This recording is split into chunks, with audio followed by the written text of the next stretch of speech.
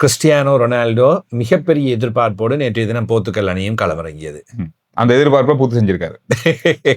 எதுவுமே நடக்காதுன்ற எதிர்பார்ப்பா, அவ்வளவுதான் முடிஞ்சு போச்சு போங்கன்ற எதிர்பார்ப்பா.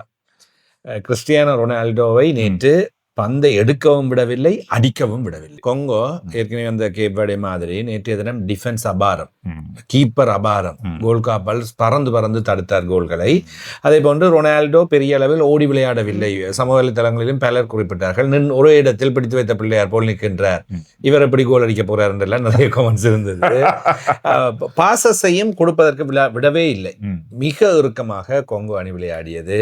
எனக்கு தெரிந்து போர்த்துகல் அணியின் கிறிஸ்டியானோ ரொனால்டோவின் உலக கிண்ண கனவாகவே போகின்றது போல் தென்படுகின்றது. அது அப்படித்தான் இருக்க போகுது. அது நிறைய பேருடைய கருத்து. இந்த உலக கிண்ணம் தொடங்கும் போது இருந்தது, இது வரைக்கும் முடியாதது, இறுதியில முடியக்கூடிய வாய்ப்பு இல்லை அப்படின்னு சொன்னா, இப்ப மற்ற அணிகள் நிறைய பலம் வாய்ந்த அணிகளாக இருக்காங்க.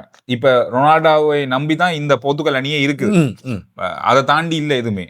அப்ப அதனால அவரு ஒரே இடத்துல நிக்கிறார் என்றதுக்காக மற்றாக்கள் கோல் அடிச்சாங்கன்னு இல்ல மெட்டாக்களையும் விட சொல்ல. இப்ப கொங்கோ அணியோட டிஃபென்ஸ் மற்றவர்கள்லாம் முயற்சி செய்தார்கள், அங்கே ஓடினார்கள், இங்கே ஓடினார்கள், சென்டர்ல வைத்துக் கொண்டு இருந்தார்கள். ஆனா போட்டியை பார்க்கின்ற வேலை தெரிஞ்சது, இரண்டு பக்கத்தாலும் வேற முயற்சிக்கின்றார்கள். வருகின்ற எல்லாரையும் அடித்து திறத்துற மாதிரியே, வந்தீங்கன்னா அடிப்பமடான்ற மாதிரியே எதுவுமே செய்ய விட ரெண்டு பக்கத்தாலையும் வருது இல்ல. ரொனால்டோ நடுவுக்கால வந்தா இல்ல. டிஃபென்ஸ் பயங்கர ஸ்ட்ராங்.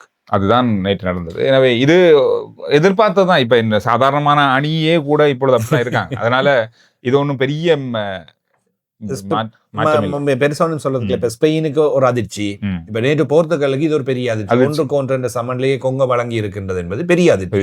போர்த்துகல் அணி தரப்படுத்தலில் 5வது இடத்தில் இருக்கின்ற அணி, உலக கிண்ணத்திலே வெற்றி பெறும் வாய்ப்பு இருக்கு என்று சொல்கின்ற ஒரு அணி. எனவே அப்படியான ஒரு அணி ஒரு சாதாரணமான புதிய அணி. இது 2வது உலக கிண்ணம், 52 வருடங்களுக்கு பின்னர் அவர்கள் வந்திருக்கிறார்கள். வந்த வரத்திலே இவ்வளவு பெரிய பலத்தை காட்டுகின்றார்கள் என்றால் பேசுவதற்கு அதில் இல்லை. எனவே அந்த மாதிரி ஒரு சம்பவம் தான் நேற்று எதிர்பார்த்த சம்பவத்தை பூர்த்தி செய்திருக்கிற ஒருத்தர் நான் பார்த்தேன். இதுதான் நாங்க எதிர்பார்த்தோம், அதான் பூர்த்தி செஞ்சிருக்காங்க. அதுல ஒன்றும் பிரச்சனை இல்லை. 2-2 நான் நினைச்சேன், ஆனா 1-1 முடிஞ்சிருக்கு அப்படின்ற மாதிரி தான் அந்த பதிவு நான் பார்த்தேன். இப்ப என்ன அப்படின்னா, மெஸ்ஸி ரொனால்டோன்ற ஒரு ரசிகர்கள் போட்டி ஒன்று இருக்குதானே. இப்ப மெஸ்ஸியின் ரசிகர்கள் கொஞ்சம் எழுமிட்டாங்க, ரைட் வச்சு செய்யறவடான்ற மாதிரி. மெஸ்ஸியை பற்றி நேற்று நல்ல பேர். அதே வேளையில் இப்பொழுது கிறிஸ்டியானோ ரொனால்டோவை பற்றி நாங்க பேசி இருக்கும் போது, முதல் ரொனால்டோ இருக்கிறாரு, பிரேசிலின் ரொனால்டோ. அப்ப அவருடைய கோலை தான் நேற்றைய தினம் மெஸ்ஸி தாண்டினார். கூடுதலான கோல்களை இப்பொழுது 16 மெர்லோ க்ளோஸோடையும் சமன் செய்து விட்டார். மெஸ்ஸி தான் இப்போதைய தலை சிறந்த, என்ன அவர் சொல்கின்றார், கால்பந்தின் தலை சிறந்த வீரர் மெஸ்ஸி தான், அதை நாங்கள் ஏற்றுக்கொள்ள வேண்டும் என்று பிரேசில் ரொனால்டோ சொல்லி இருக்கின்றார். கிறிஸ்டியானோ ரொனால்டோவுக்கு சொறி என்ற இதையும் அவர் சொல்லி இருக்கின்றார்.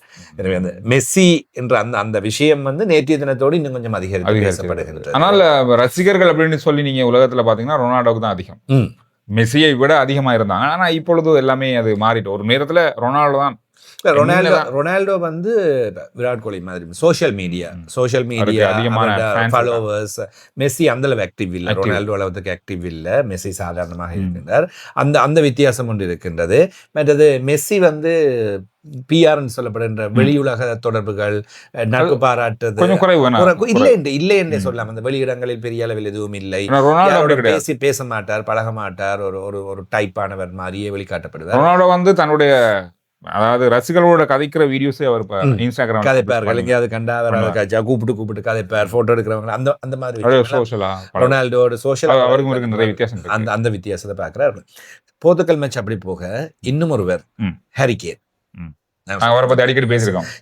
இப்ப இருக்கின்றவர்களில் எனக்கு தெரிந்து 4 பேர், மெஸ்ஸி, மாப்பே,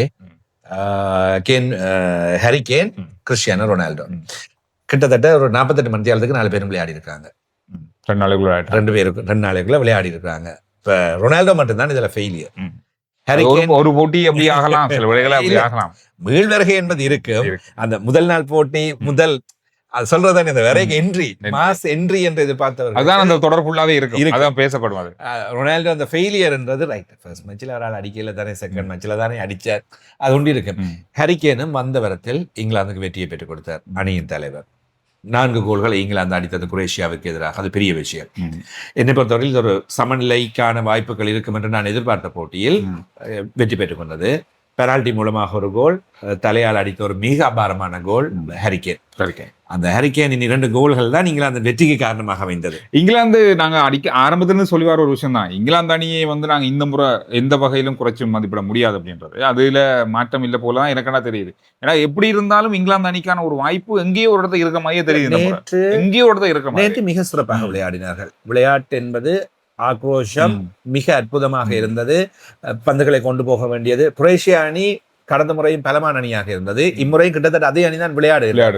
நேற்றைய தினம் நல்ல ஃபைட் பண்ணியிருந்தார்கள். சமநிலையாக வந்தது. கடைசி நேரத்தில் மீண்டும் இங்கிலாந்து அணி கோல்களை அடித்தது. எனவே இப்படி நடந்தாலும் கூட இந்த இங்கிலாந்து வெற்றி பெற்றிருக்கின்ற விதம் என்பது வித்தியாசமாக இருக்கிறது. மிக சிறப்பாக பலமாக இருக்கின்றது. என்னை பொறுத்தவரை இங்கிலாந்து அணி குறைந்தது அரையிறுதி போட்டி அதையும் தாண்டலாம் நான் நினைக்கிறேன். அதற்கு பிறகு 2 சாதாரணமான போட்டிகள், கானா பனாமா அணிகளுக்கு இடையிலான போட்டிகள். கானா அணி வெற்றி பெற்று விட்டது. பனாமாக்கு தான் வாய்ப்பு இருக்கும் என்று எதிர்பார்க்கப்பட்டது. கானா அணி 1-0 என்று வெற்றி பெற்றது. இறுதி நேரத்தில் 95வது நிமிஷம் 4 நிமிஷம் இருக்கிற நேரத்தில் கானா வெற்றி பெற்றிருக்கின்றது. பனாமா ஐயோ பாவன்ற மாதிரி போயிட்டது. கானா 73வது இடத்துல இருக்கின்ற ஒரு நாடு 34வது இடத்தில் இருக்கின்ற பனாமாவோடு வெற்றி பெற்றுக் கொண்டார்கள்.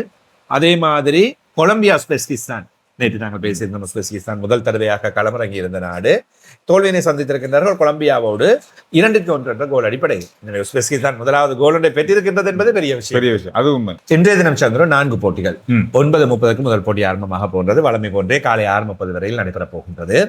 முதல் போட்டி செக்கியா தென்னாப்பிரிக்க அணிகளுக்கு இடையிலான போட்டி. குடிநிலை போட்டிகளில் 2 அணிகளுமே தோல்விகள். இந்த முதல் சுற்றுல எந்த அணியும் வெளியில போலதான். இனி வரப்போறோம். குறைந்தது ஒரு அணி 3 போட்டிகள் விளையாட வேண்டும் கட்டாயம் தான். 3 போட்டிகளும் விளையாடியதன் பின்னர் 16 அணிகள் வெளியேறும். 32 அணிகள் அடுத்த சுற்றுக்கு செல்ல போகின்றன. செக்கியா முதல் போட்டியில் செக்கியாவை பொறுத்தவரையில் எதிர்பாராத தோல்வி என்றும் சொல்லலாம். தென்கொரியாவிடம் எதிர்கொண்டது. அதே போன்று தென்னாப்பிரிக்கா மெக்சிகோவுடன் தோல்வியை சந்தித்தது எதிர்பார்த்தது. எனவே 2 தோல்விகளை சந்தித்த அணி முதல் போட்டியில் 9:30 விளையாட போகின்றன. அதே குழுவை சேர்ந்த அணிகள் மெக்சிகோ மற்றும் செக்கியா அணிகள் நாளை காலை 6:30 விளையாட போகின்றார்கள். அதே அணி குழு ஏயில் இருக்கிறது. இப்ப நாங்கள் குழு ஏ ஒன்றாகவும் குழு பி பற்றி ஒன்றாகவும் பேசலாம். புள்ளிக்காகவும் மெக்சிகோ வெற்றி பெற்றிருக்கின்றது. தென்னாப்பிரிக்காவை வெற்றி பெற்று அடுத்த சுற்றுக்கு போகின்றது. அடுத்த போட்டியில் இப்பொழுது விளையாட போகின்றது. தென்கொரியா செக்கியாவை வெற்றி பெற்று அடுத்த போட்டியில் விளையாட போகிறார்கள். எனவே மெக்சிகோ தென்கொரியா அணிகளுக்கு இடையிலான பலம் என்று பார்க்கின்ற வேளையில் தரப்படுத்தல்கள் சொல்கின்றது மெக்சிகோ 14வது, தென்கொரியா 25வது. எனவே விறுவிறுப்பான இறுக்கமான கட்டம். ஆனால் போட்டி நடைபெறுவது மெக்சிகோ தான். அப்ப மெக்சிகோ வெற்றி பெறுவதற்கான வாய்ப்புகள் அப்படின்னு சொல்ல முடியாது, அதிகமாக இருக்கும். ஆனால் தென்கொரியா விட்டுக் கொடுக்காது. கடுமையாக விளையாடி இருக்கின்றார்கள். புள்ளி பட்டியலில் மெக்சிகோ தென்கொரியா அணிகள் தலா 3 புள்ளிகள், செக்கியா தென்னாப்பிரிக்க அணிகள் புள்ளிகள் இல்லை. இதுதான் குழு ஏயின் இப்போதைய நிலவரம். எனவே 2 அணிகள் வெற்றி பெற்றுக் கொள்ளுமாக இருந்தால் மெக்சிகோ தென்கொரியா அணிகளுக்கு இடையிலான வெற்றி என்பது ஏதோ ஒரு அணிக்கு வெற்றி அல்லது சமநிலை முடிவும் இங்கே இருக்கின்றது. எனவே அடுத்த சுற்று வாய்ப்புகள் என்பது இன்னும் இருக்கின்றது. 2 அணிக்குமே இருக்குது. 4 அணிகளுக்குமே சொல்லலாம். ஆனால் மெக்சிகோ தென்கொரியா பலமாக இருக்கின்றதால் ஈஸியாக தெரிவாகிவிடுவார். வாய்ப்பு நிறைய இருக்கு. ஆனா இப்ப 70வது இடத்துல இருக்கிற அணியை 10வது இடத்துல இருக்க அணிக்கு வெல்லுது. 30 இதெல்லாம் இப்ப இந்த ஓடரே இல்ல. இப்ப இந்த காற்பந்தில சந்திர நாங்கள் இப்ப விளையாடியதை வைத்து தான் இந்த 4 அணிகள் சொன்னேன். ஆனால் இப்ப போட்டிகள் போற போக்கை எதுவும் சொல்ல முடியாது. அடுத்த போட்டி இரவு 12:30, அதாவது நள்ளிரவு தாண்டி 12:30 சுவிட்சர்லாந்து மற்றும் பொஸ்னியா அணிகளுக்கு இடையிலான போட்டி. குழு பி இன்ட்ரெஸ்டிங். 4 அணிகளுமே ஒவ்வொரு புள்ளிகள். அதாவது நான் விளையாடிய முதல் போட்டிகளில் சமநிலையான முடிவை தான் பெற்றிருக்கின்றன எல்லாமே. பொஸ்னியா கனடா விளையாடிய மேட்ச் ட்ரோ, சுவிட்சர்லாந்து கட்டார் விளையாடிய மேட்ச் ட்ரோ. அப்ப 2மே சமநிலை. சுவிட்சர்லாண்டும் பொஸ்னியாவும் இன்றைய தினம் 12:30. சுவிட்சர்லாந்து 19வது இடத்திலும் பொஸ்னியா 64வது இடத்திலும் இருக்கின்றது. ஆனால் கட்டாரும் 57வது இடத்தில் இருக்கின்ற அணிதான் சுவிட்சர்லாண்டோடு சமநிலையில் முடிவடைய செய்தது. எனவே சுவிட்சர்லாந்து அணி மிகப்பெரிய பலமான அணி, அவர்கள் வெற்றி பெற்று விடுவார்கள் என்று சொல்லவே முடியாது. கட்டார் அணியும் இப்போ நீங்க நினைக்கிற அணி இல்ல. கட்டாருக்கும் கனடாவுக்கும், கனடா 30வது இடம், கட்டார் 57வது இடம். எனவே கனடா அணி சுவிட்சர்லாந்து அணியோடையே, கட்டார் அணி சுவிட்சர்லாந்து அணியோடைய சமநிலையில் நிறைவு செய்தா கனடாவை வெற்றி பெற்றாலும் ஆச்சரியப்படுவதற்கு இல்லை. எனக்கு என்னமோ தெரியுது கனடாவுக்கு சம்பவம் இருக்கு. கனடா தப்புறதுக்கான ஒரே ஒரு வாய்ப்பு கனடாவில் போட்டி நடக்கிறோடைய சப்போர்ட் கிரவுண்ட். அந்த வாய்ப்பு ஒரே ஒரு வாய்ப்பு தான் கனடாக்கு இருக்கு. இல்லாட்டி நான் அடிச்சு சொல்லுவேன் கட்டார் வெல்லுது. நிகழ்ச்சிக்கு சொல்லி வழங்குறாங்க மோட்டோல் என்ஜின் ஆயில். ஹோண்டா தயாரிப்புகளுக்கு ஏற்ற மிக தரமான சிறந்த என்ஜின் ஆயில் மோட்டோல். வவுனியா, மன்னார், கிளிநொச்சி, முல்லைத்தீவு ஆகிய மாவட்டங்களுக்கு NS ரட்னம் மோட்டார்ஸ் தான் டிஸ்ட்ரிபியூட்டர்ஸ்.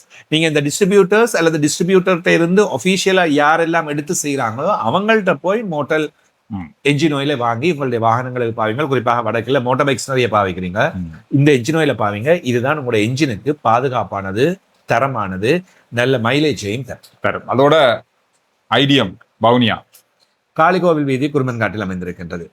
கற்கறிஞர் பட்டப்படிப்பு, அதே போன்ற டிப்ளோமாக்கள், உங்களுக்கு கல்வி சம்பந்தமான அடுத்த கட்டம், நீங்கள் O level முடித்திருப்பீர்கள், A level முடித்திருப்பீர்கள். இப்பொழுது O level எல்லாம் முடித்தாலுமே நேரடியாக டிகிரி வரை செல்வதற்கான வாய்ப்புகளை உருவாக்கி இருக்கின்றார்கள். எனவே ஐடிஎம்முக்கு போனீர்களாக இருந்தால் நீங்கள் என்ன படிக்கின்றீர்கள் என்று ஆசைப்படுகின்றீர்களோ டிகிரியை இலகுவாக முடித்துவிட்டு நல்ல வேலைகளை நீங்கள் பெற்றுக்கொள்ள முடியும். எனவே இப்ப கொழும்புக்கெல்லாம் வந்து படிக்கணும் அப்படின்றலாம் இல்ல, வவுனியால கூட படிக்கலாம். ஐடிஎம்ல அளவுக்கு வளர்ந்துட்டு எல்லாமே பெரிய பில்டிங் ஒன்று புதுசா ஸ்டார்ட் பண்ணியிருக்காங்க. மேலும் ஃபெசிலிட்டிஸை கொடுக்கணும் பிள்ளைகளுக்காக என்றதுக்காக.